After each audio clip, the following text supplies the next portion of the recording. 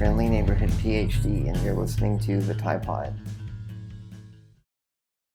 All right, well, hey everybody, it's another episode of the Tide Pod, and today I'm talking to Amar Sharif, who is a blogger living in, I guess, in New York City area, it looks like. And I know that you have experience with chronic illness, and you have spina bifida as well. So I'm looking forward to visiting with you, with your life journey with that, and also like the parts of you outside of disability that you're interested in too. So it's great to have you on, and looking forward to talking.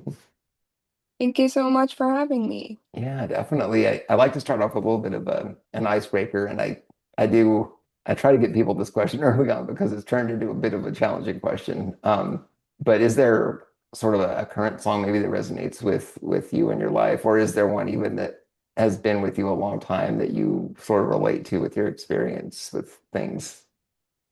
Um, so this is, I think it's pretty funny. I grew up in the late 90s, early 2000s, so I was a huge Celine Dion fan as a child, which is, I think that's pretty strange because children don't necessarily understand lyrics, but I've been on a huge Celine Dion kick lately, and I think my favorite song has been That's the Way It Is because it kind of goes with my mission, honestly, like just the idea that love will happen when the time is right, and that's just how it goes.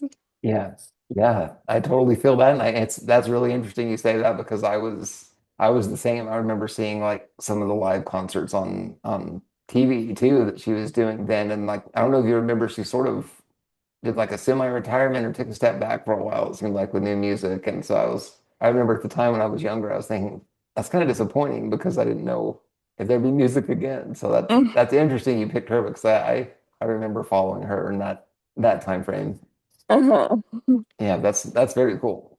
So actually tying into that, it's not on the little brief outline we had, but I'm curious as far as your name, brand, and everything with your social media, like can you talk a little bit about what, your profile name is and kind of what your main mission is with social media?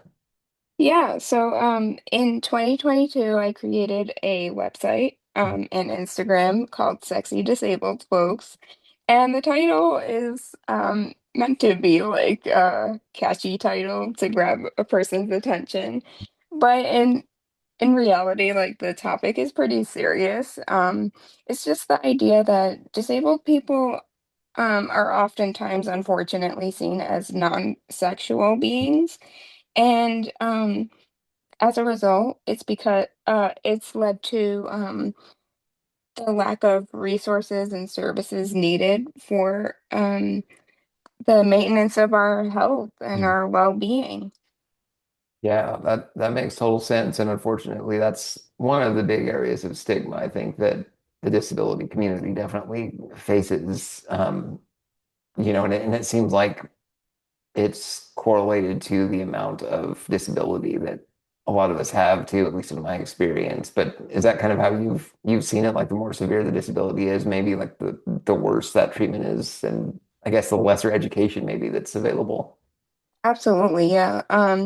I think that um, while I typically focus on physical disabilities Mhm. because of my own experiences, I do recognize that people with intellectual and developmental disabilities are often ignored in this aspect as well. And situations like um, forced sterilization in the past, and I think, to my knowledge, that that is still an issue. And that's really unfortunate because people should be able to decide whether or not they want to have children, regardless of their circumstances. Right. No, that makes total sense. It's supposed to be something that's obviously very personal, and like if you're making that decision, it needs to be something that's not forced on people. And the fact that those kind of things are still happening, and there's even some treatments that are pretty extreme too, that, obviously don't have as much scientific merit anymore that are still practiced. And so it's unfortunate all those things are still around in a time where I think many of us, would like to see advancement be. better than it is, and and calling out and trying to stop some of these things going on. And you're right, the invisible disabilities too are something I think people definitely have trouble with, and like there's all these stigmas because they assume that if they look a certain way on the outside that that everything on the inside is the same, that you can't I guess assume everything based on either physical or mental. To me, like it's all part of the individual. But yeah, like talking about your specific disability and everything, like that's kind of a good segue into like your background and kind of what your experience was with diagnosis and growing up. If you want to share just a little bit of that story in as much or little detail as you'd like to. Yeah, so I have spina bifida. I was born with it. It was actually diagnosed in utero. So my mom was pregnant and she discovered that I had it before I was born. So a lot of times in this case, doctors they give the option, but they kind of impose their views and say like, oh, you should terminate the pregnancy because they're not going to live a normal life. And yet here I am 31 years later living a great life. Right.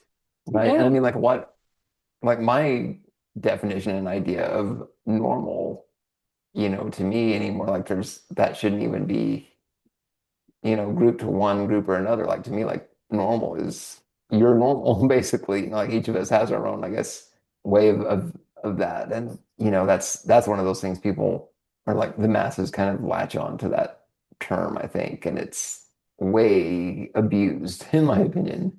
Um, absolutely. yeah, Yeah. so did you ever have that conversation maybe with your mom or with family about, if that was something recommended and like how, I mean, obviously, that you made it here and you got, 31 years in plus, a lot more hopefully. And I mean, like what was your, I guess, experience as far as that, like conversationally and like in that regard? Yeah, so my mom told me that when they I guess recommended that, she was like, Yeah. absolutely not. There's no reason why you should um assume that a person is not going to live a normal life Yeah. just Yeah. because of their differences. I may be partially paralyzed, but that does not stop me from doing anything. Like, actually, I just made my website and platform into a small business as of Mhm. recently. So that's something that, uh, based on my personal experiences, I used my struggles to improve my life. I mean, like that's something that many of us are fully capable of doing, right? Like there's so much more, I think, to the human experience and what we bring to the table beyond the physical side of things. And I'm curious, like, what you think as far as, some skills and qualities that you bring as a result of that experience growing up, with spina bifida.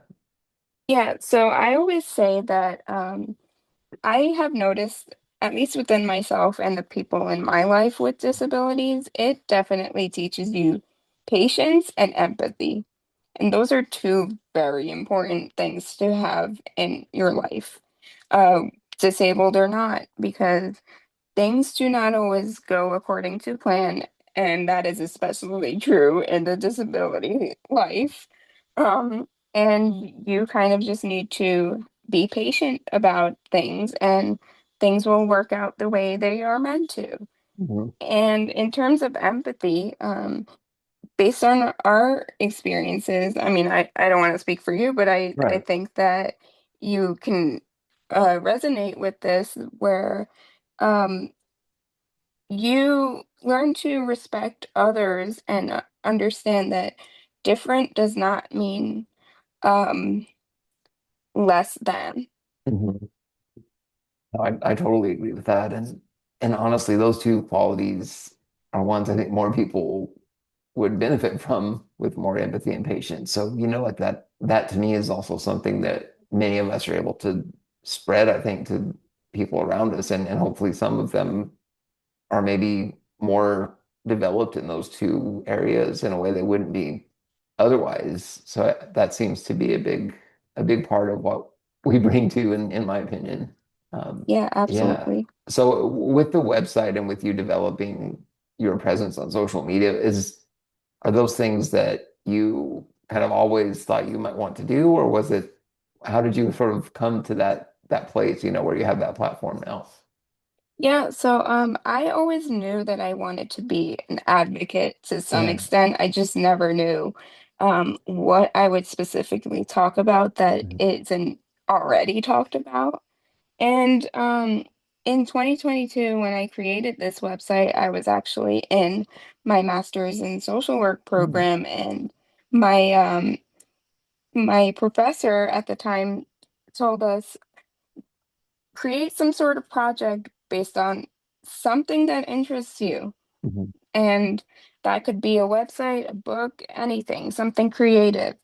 And I thought, wait a minute, let me think about something that has always affected my life as a disabled person. Well, not always, because, you know, like Right. like in my adolescence and adulthood, I I realized that sexuality was like an issue Mm. where my experiences were oftentimes not so pleasant. Yeah. For example, I would go to the doctor and doctors would not even ask me if I were sexually active, Mhm. in instances where they are required to. For example, if you do like some sort of x-ray or MRI, they were very quick to say like, "Oh, you're not pregnant, right?" Mhm. Like, how are you going to assume that? And right there is that dismissive ableism, that's just built into, I mean, even medical facilities, and that should never happen. I mean, Yeah. that's, yeah. So it sounds like, you're kind of trying to bring some of the information and resources around sexuality and everything to people that aren't able to get it, maybe somewhere else because of disability. Like that, that seems like something that many of us would have benefited from many years ago. But do you feel that way? Is that something kind of that you could see your younger self needing, as you grew up? Yeah, absolutely. And I could go on forever about like why I chose to Yeah.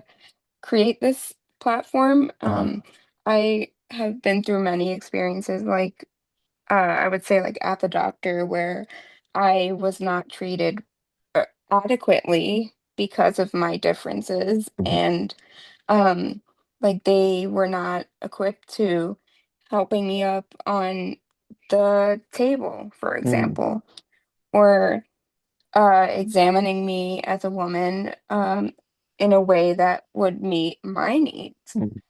And also just things like my experiences around sexuality, like discovering things that were interesting to me or things that were not so interesting, or just a lot of things that younger people um, typically Yeah. uh, find kind of easy Mhm. to discover. That's a really good point. Like there's so many things that are sort of swept under the rug of, making it accessible to people that aren't, quote unquote, the typical or normal. And I mean, like that, again, going back to the normal definition, I feel like if we really examined it, every person would be more different than it seems like, and so like why would disability make it where you don't have access to that information as well? I mean, that just makes no sense. So I'm wondering in the medical settings that you were in and everything, like, did you learn kind of self-advocacy maybe in that way? And like, was there a point where you sort of realized, no, I need to tell the doctor what I need or how to do this in a way that's comfortable? Did that happen at all, like over time? Yeah, I mean, I think uh, doctors have asked me, like, how can I help you? What is the most effective way to get you up on the table, Yeah. positioned correctly, things like that. Like, I think doctors have at least gotten to that level where they um ask what can be like the most accommodating. Mhm. However, I don't think it's still effective enough because um I can only think of one place in New York City that accommodates women with disabilities um who are getting examined, who need help with getting on the table or keeping their legs in a specific way. Yeah, Like otherwise they kind of just have to work with whatever they have. yeah, yeah. That's for me, that's a whole different issue is intent to help versus what they actually have available. And Hmm.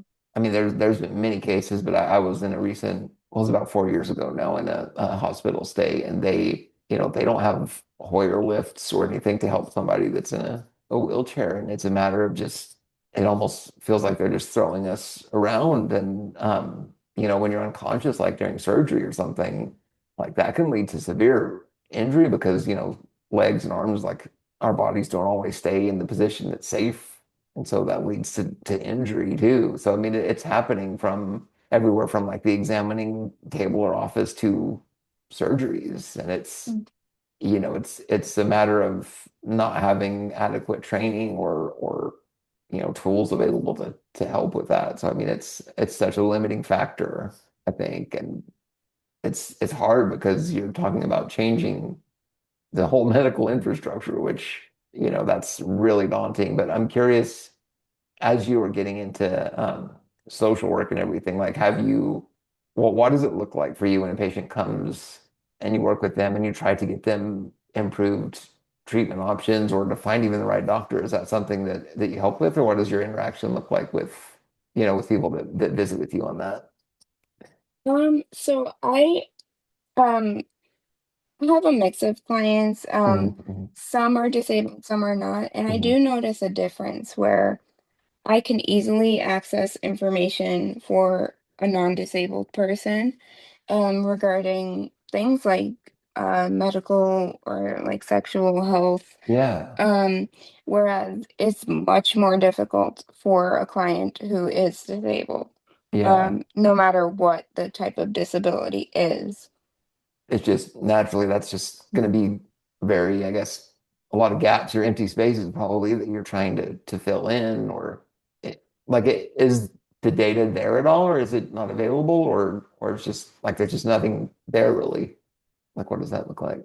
There is plenty of data Okay. available because along with the website that I created, I did have to do a research paper, Uh-huh.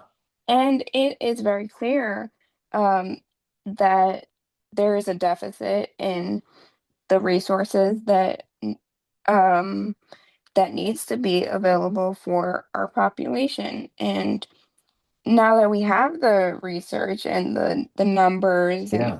all of that, like, okay, so what do we do next about it? Now is the time to kind of act on it. Yeah. No, I totally agree. That, makes sense. And I don't know about you, but sometimes there's also doctors, it feels like if you are going and expecting a team-based interaction or you've done research and you're essentially the expert on your disease and your situation, oftentimes it seems like that is almost a reason for them to be angry or have their guard up and feel like you're trying to tell them what to do. But have you had that experience at all on that side? Yes. Yeah. Hmm. Yeah, it's really unfortunate because I will say that when I have gone to a clinic for sexual health that was not for women with Mhm. disabilities, there was a instance where the doctor did not even uh know certain things about the disability, Really? which blew my mind. Like my disability is pretty common. Mhm. So, and being a clinic for pregnant, like, or I don't know, Yeah. sexually active Right. women, um, it's something they had to have known. Well, it seems like there is basic knowledge that I mean, surely the most minimum, I mean, just something about it. That's Wow, that's really strange. I actually had an incident like that too with a pulmonologist was working with me with my ventilator and everything, and he thought I had the wrong or a completely different type of neuromuscular disease. And he was even talking about treatments that were available for it. And I was like, I don't know where you're getting your information from, but it's not even close to accurate. So like I mean, that seems to be happening everywhere, like in every type of doctor's office too. It's really strange. That's really unfortunate. Like I can even think of um uh sorry, you're gonna have to like You're good. fix this part, but the heart doctor, what is that? Oh, the cardiologist. Yeah, yeah. Yeah. At the cardiologist, I had an experience where I had to talk about my issues with chest pain, and the doctor got really awkward because she accidentally said, well, so I am an ambulatory wheelchair user, so Mhm. I do walk. Yeah. But she was like, do you feel worse chest pains with walking? And then she immediately caught herself and got like really awkward about it. Wow, okay. And it left both of us like cringing. Yeah. And like honestly, like I was grateful that the stress test was um not just through a treadmill, it was Yeah. through some sort of injection where that gives the same Oh, okay. effects of the use of a Uh, treadmill. Um which it was a creepy test. If you ever have yeah. to experience that, I will just I do warn not you. want to based on your description. Yeah. Yeah. So yeah, that if I didn't have that option, what would I have done? Yeah. Seriously, like I There's mean, no way I would have been able to run on a treadmill for like right. a few minutes. And then like they would I mean, there's probably instances where they would just like not do the test and then you have no idea what like where things are as far as a checkup. So that's Yeah. weird. That whole experience sounds very, very awkward for sure. Yeah. I'm just wondering, like, if you see one specific thing that is mentioned over and over again that's left out in the knowledge base of sexuality, I guess. hmm Um, so I will say that there is evidence that the lack of these services and Mhm. resources leads to things like unwanted pregnancies, STIs, Mhm. um, cancer, and all of these really unfortunate things that can typically be avoided in the non-disabled population. And I really wish that now that the research is available, they would do something about that because it's not enough to just say like, okay, this is what it leads to. Okay, so then how do we fix it? Yeah. Just the willingness to do that, I guess, too. Yeah. And on the other side of it, the things that are not talked about enough is the idea of us being, um, I guess, parents Mm. or the ability for us to experience pleasure on Right. that level. And so many other things that it's almost as if the world is telling us, like, oh, that's not even an option for you. So let's not even talk about that. And almost in a way, it feels like even if that is an option, that's frowned upon, you know. Yeah. And I think, I mean, I'm not personally a parent myself, but parents that have disabilities themselves, it's almost like there's judgment from like from what I've seen for them being parents in the first place. Is that something that you have seen, you know, often at all? Like are I guess people coming to you with that sort of, you know, feelings, I guess, of judgment and stigma because they want to be parents with Oh, disabilities. yeah, absolutely. Because even in my personal life, the people that um, I know many people who are parents and they are many times judged for their experiences. For Mhm. example, I have a close friend who it she before she eventually had her son through IVF, Uh-huh. she tried to go through the adoption process and was denied by so many people because her and her partner are disabled, and Hmm. they believe that they together will not be good fits to be a parent. And that's really unfortunate because especially watching how those parents are with their child now, they prove that to be completely wrong. And even experiences with, I know a friend who recently has taken paratransit and with her toddler, and she encountered a whole issue where they basically denied her a ride because her daughter needed to be strapped in to Really? the vehicle. Wow. I have not heard a story like that. So they actually would deny her access and availability on the transit because of that. Yes. Wow. I can even show you the article. No, not Yeah. the article, the video, the TikTok that she created to share her story. And Hmm. it's really unfortunate, I especially definitely, because I know the woman and I see how well right. she takes care of her daughter and how much love she gives her.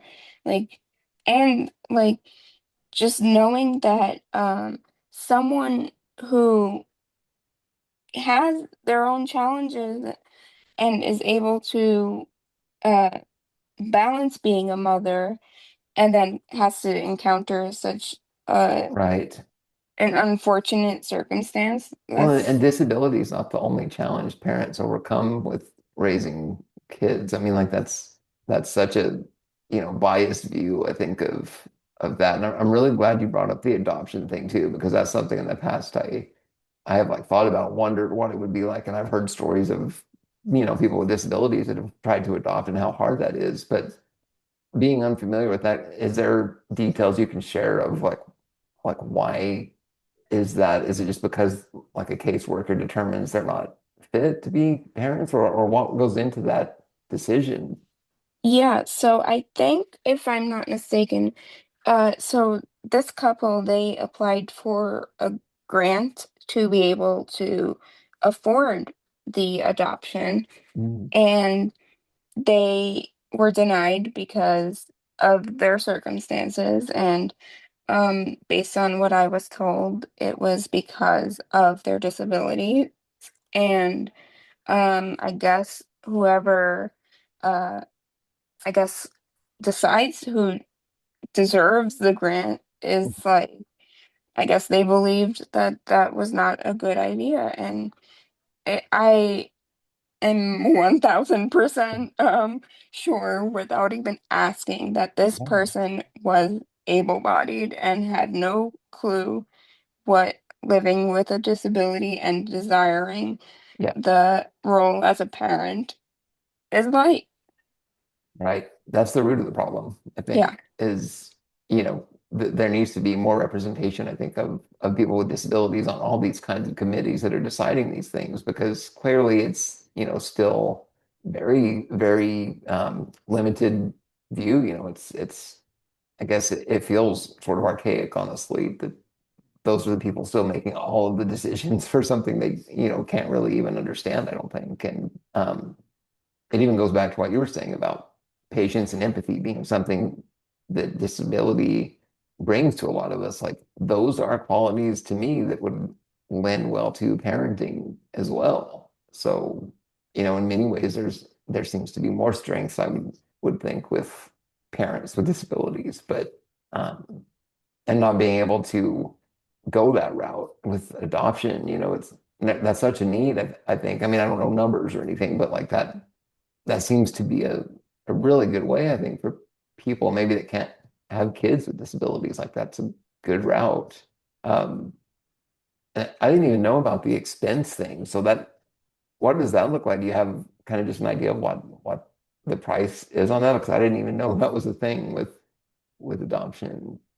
And I'm sure there's Not, places online, but yeah, I'm actually not too sure about the adoption yeah. aspect, but um I'm definitely positive that the IVF process alone is like Yeah, thousands of dollars. definitely.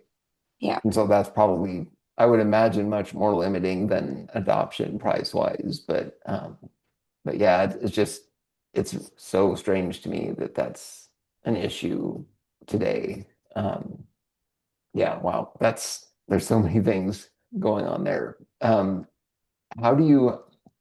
I'm kind of thinking like along the lines of a mental health type thing, like you seeing these issues and sort of knowing what's going on, with all these things that we've already talked about. Like, what is it like for you to process that and realize like one person can do only so much, right? Like we can only bring so much awareness through social media, but like how do you sort of process that it's not something that can be, I mean, it's a systematic problem that is not going away anytime soon. So like how do you process that just in terms of your mental health?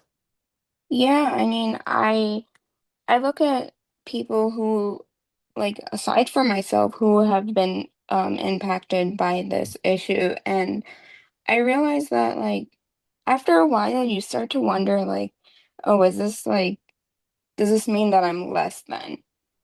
And it really starts to make you feel like really bad about yourself.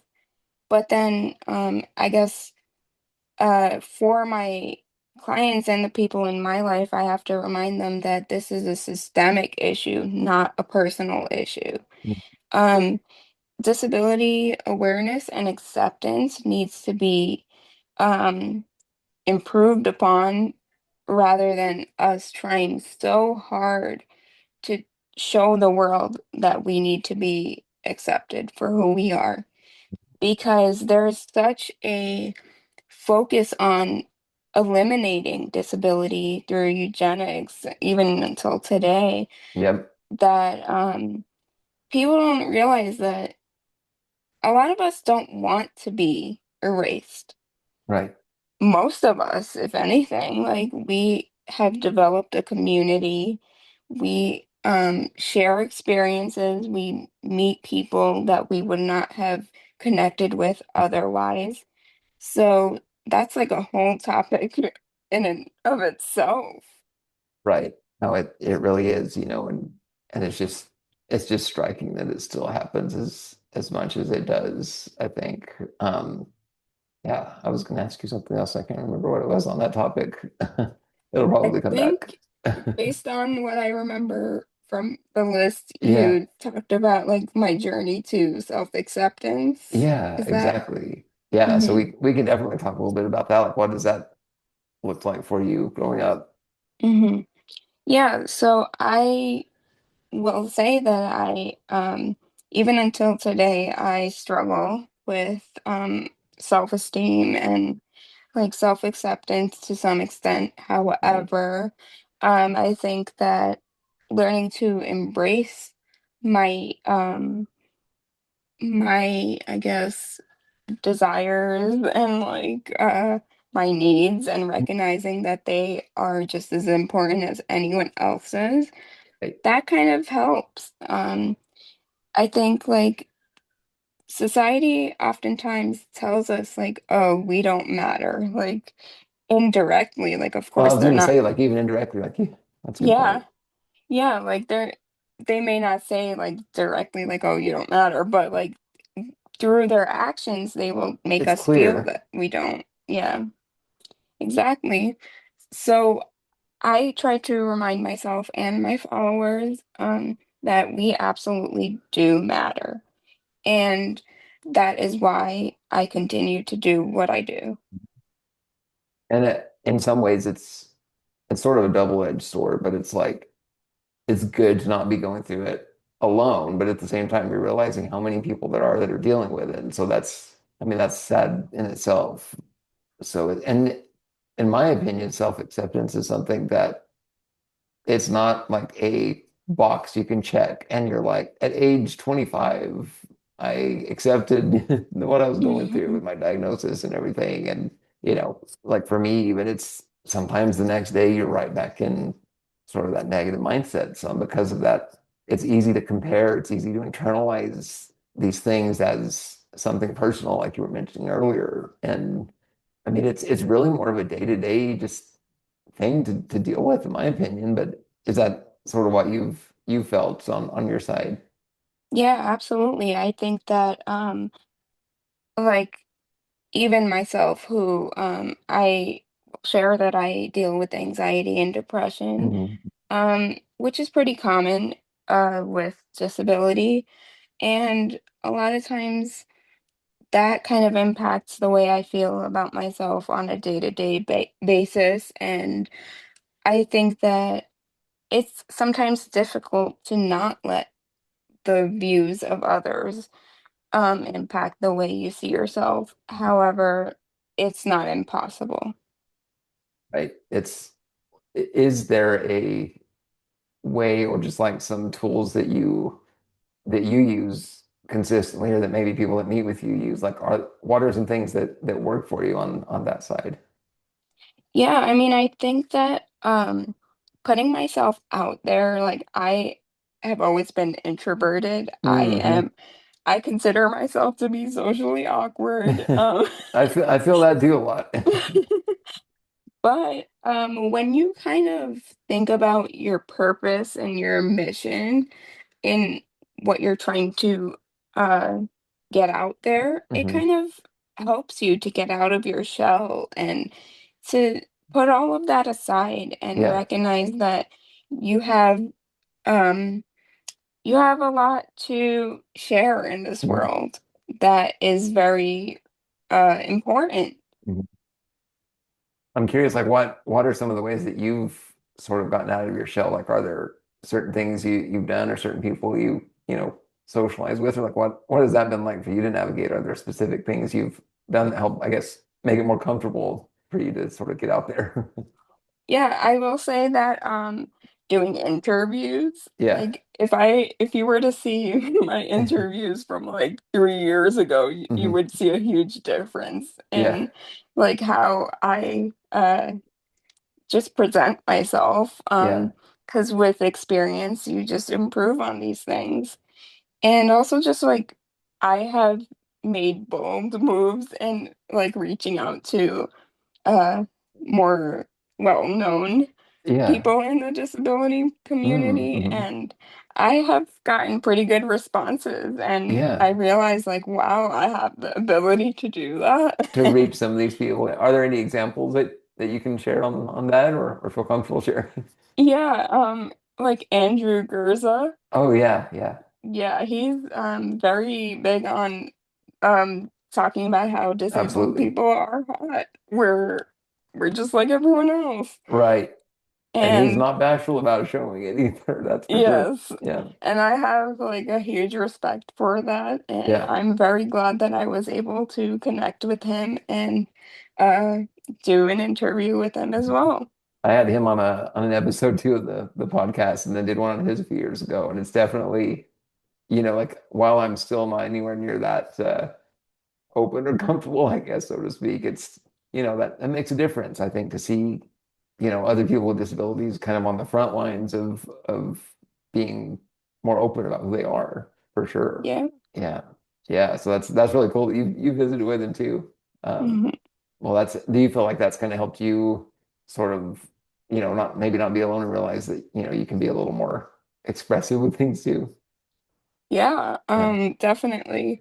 I I mean, even until today, I will say that I'm still like not where I want to be in terms of like uh being fully like not transparent, but Yeah. like Yeah. vocal about my opinions and like my experiences. Yeah. It still like just watching others do it has helped me a lot. Yeah, yeah, and there's some people that are just so natural, with it, and it's like if I could just have just an ounce of that, it'd be kind Yeah. of nice. Yeah. Do Hmm. you um do you have any, I guess, fear of putting more of that out there? Like, do you worry about, feedback from people or comments or more judgment, I guess, being brought to you the more you share and the more open you are with everything? Oh yeah, definitely. Because in this day and age, like anything you put on Mhm. the internet can backfire. Everybody gets it. Yes. Yeah.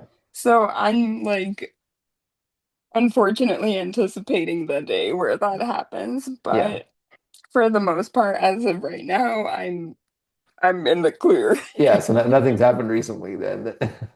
Yeah, I guess, and we can decide whether or not to edit this or whatever. But what would you say is the number one thing that you worry about, I guess, sharing and getting backlash on? Um, Or is there one thing, or is it just general?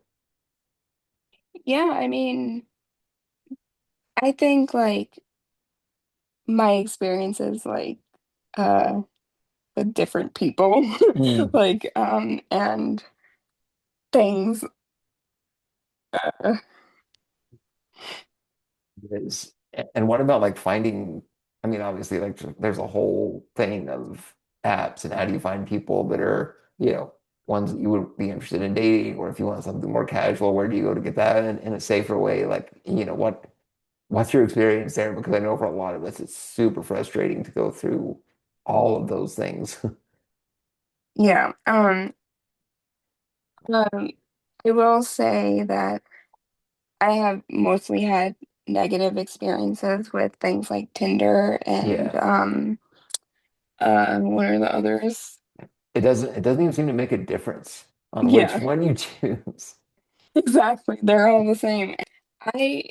Brings up a lot of things for me. Like I find it interesting how not even disability related, but it does like I guess apply even more, but men have such different experiences with dating than Yeah. women do. Um and especially with disability like because and I'm curious to know if you're willing to I guess like do maybe like an interview with me like Yeah. about how uh like I think that men are typically expected to be like providers and things like that, and then like Mhm. women don't think that disabled men are capable of doing that. Right. It's like a toxic masculinity type complex, I think, that's Hmm. still out there. Yep. Yeah. Yeah. I And mean, yeah, go ahead. Sorry. oh, oh no, actually, you could go ahead because I was gonna say something completely different. Like, Yeah. But no, I'd definitely be interested. I don't know what the process looks like there, but you're right. Like I do find it's so drastically different, you know.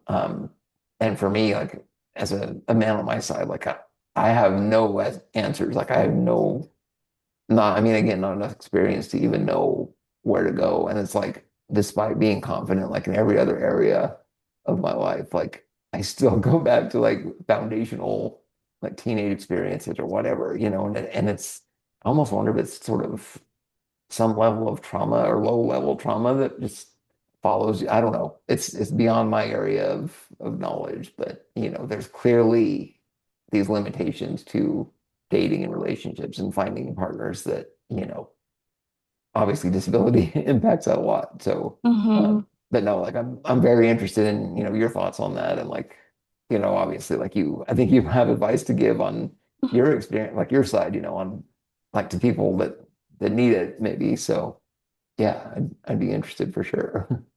yeah, that sounds good. Uh, before so I guess like on that end, I Yeah, will come up with questions and see how you feel about that, and sure. Yeah. we can go from there. And also, I was gonna mention the idea of like abuse that a lot of us in the disability community do encounter when it comes to relationships and things like that. Like I was a victim of emotional and even sexual abuse, like for a very long time until I found the courage to leave. And the ironic part is that the guy himself was also disabled. So you just, That's that's wild. that's a good point though, because I mean, there probably is the assumption by a lot of us that like if someone's disabled, like they automatically know like everything about what that looks like, and they're not all. I mean, obviously there's like a hierarchy of you know of disability, and some are more able than others. And so I think you're right. I think getting taken advantage of even by other people with disabilities is a thing. I mean, that's a serious Mhm. thing, you know, and I wanted to actually ask you about like the whole idea of vulnerability because with disability, especially, you know, more involved, complicated ones, like it is easy for us to be taken advantage of, I think, on not just in that area, but yeah, I'm just curious like what your thoughts are on how do you navigate that vulnerability and make sure that you're, you know, as safe as you can be, I guess, with, you know, with everything involved. Yeah, I think one very important thing that I find to be useful is setting boundaries. Mhm. You can choose to share things and um I guess like wait until you're comfortable to do certain things or ask for certain things when you're ready. Um it's although it's typically known that men pressure women to do certain things, it can also go the other way around, especially if they see that you are disabled. They Yeah. think that you cannot speak for yourself, you can't make your own decisions, and that's really unfortunate. Mhm. And so that's why boundaries are super important. Um, and just like knowing what you want or don't want is extremely important. Because Yeah. if you, and like, I know, I'm sure you know that like being disabled in general consists of like a lot of uh strategic planning.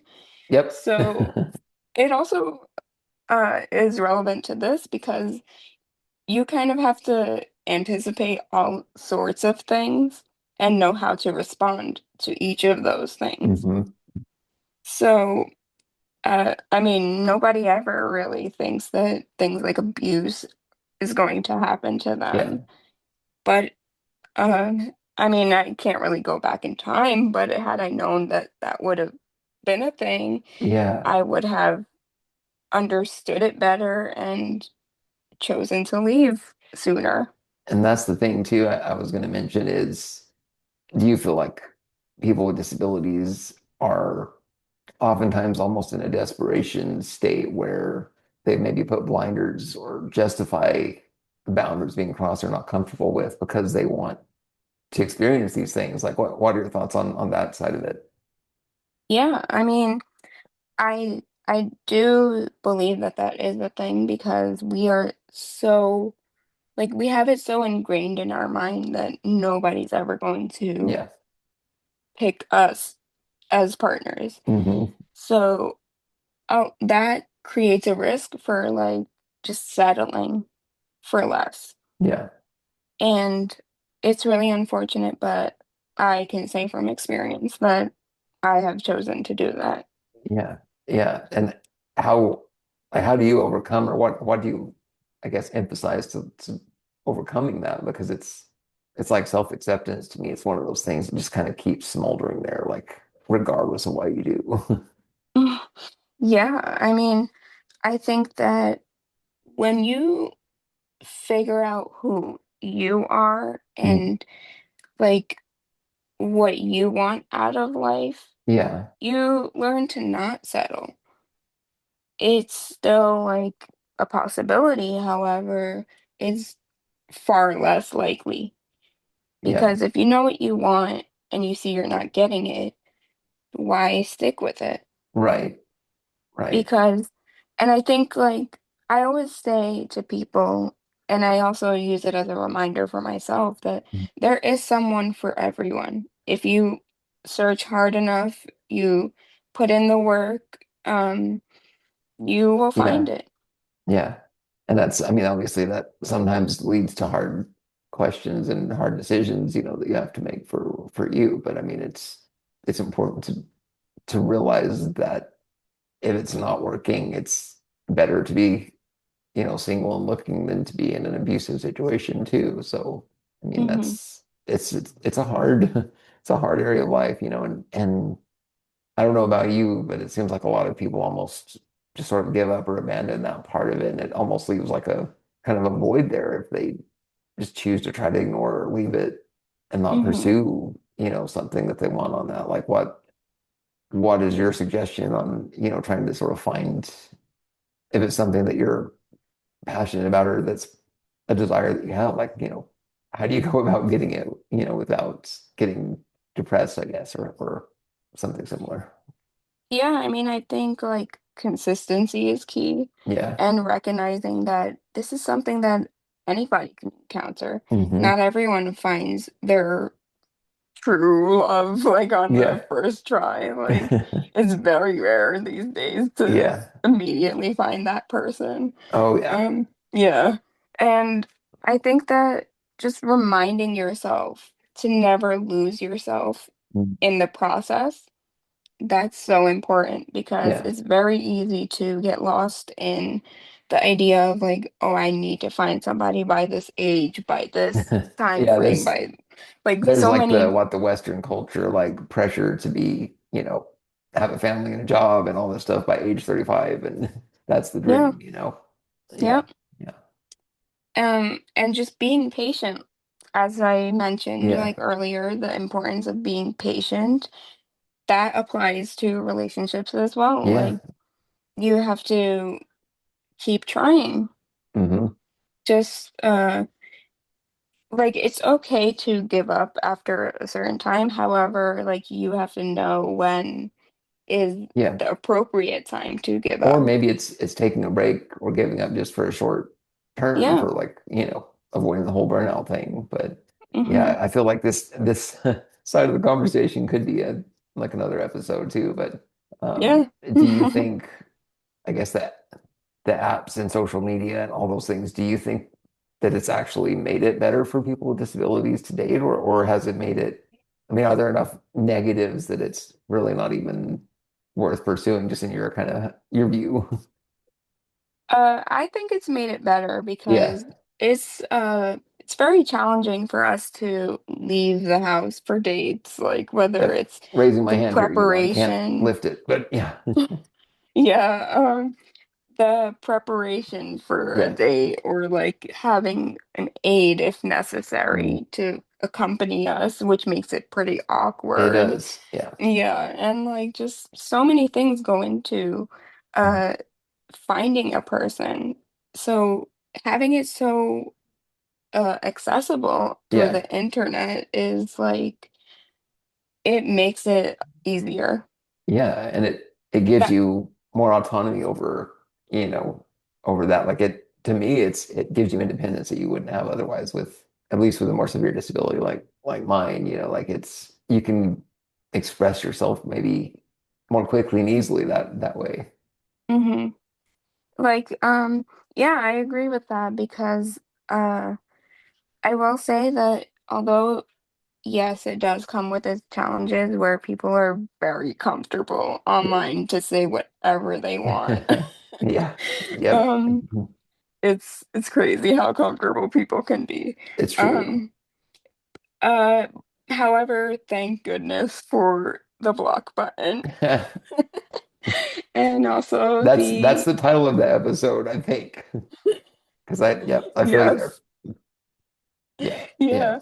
Um, so there's that, and also just like swiping. I Wait, was I'm gonna forgetting. say Is it swipe left if you don't want apparently them? left is bad on the apps, but from Okay, what I yeah. remember, but again, like I'm like physical appearance is the first thing, right? It's Mm-hmm. like if that doesn't meet what you want or what's the quote unquote normal standard, then it's just like so easy to flick left and you don't know anything else about the person. Yeah. Mm-hmm. Yeah, And like the whole idea of like self-disclosure on an app, like seriously. you get to choose if you want to share your disability or not. You want to Mhm. shock the person or you want to just tell them ahead of time. That's a good point. I was actually that was the very next question is like how much do you share? What's comfortable to share? Like, do you give them, 50 bullet points of like, this is how I manage my disease? Or is it just like a discovery thing? Like, well, you share more of that as you go if the person seems empathetic or interested. I mean, that's a really weird dynamic to me too, whether you share or overshare. hmm Yeah, I mean, I used to just say that I'm physically disabled Yeah. in my profile, and if a person chooses to ask questions, I say go for it, as long as it's respectful. I always make sure to include that part. Just be respectful when asking. Yeah, that's well, I mean, that's like one of the boundaries probably that you were talking about, right? Like Yes. to make it that way. Yeah. hmm Yeah. And to me too, it's like, well, they see an exact diagnosis and probably they run to Google right away and like, oh, what's, worst case for this? And then it's like, okay, not interested. So Yeah. that's a thing, I feel like. hmm Yeah. Yeah. Yeah. Or what about being a social media? I mean, like that also would be something, right? Where they could Google your name or find your face on another platform, and which I don't know. In some ways, that's a plus because they get an idea of the full person too. So hmm yeah, I don't know. It's a complicated thing, no doubt. Yeah, Yeah, definitely. yeah, but I think like no matter which angle you look at it, it's like you can find challenges mm, in any aspect. totally. I mean, that's life probably. Yeah. Yeah, yeah. But no, I sure appreciate, you sharing everything on that. And now I know we're kind of coming to the wrap up point, but yeah, is there, I guess for people that want to follow you and learn more, about you and also kind of what is available out there for, them to get help with if they need it, what's the best way, I guess, to get that information? Yeah, so I have a website. It's www.sexydisabledfolks.com. Hmm. And I also have Instagram, which is at sexy disabled folks. And I am working on my business, small business, and I will keep you updated on that part. Nice. That sounds good. Well, I sure appreciate, we coming on and talking.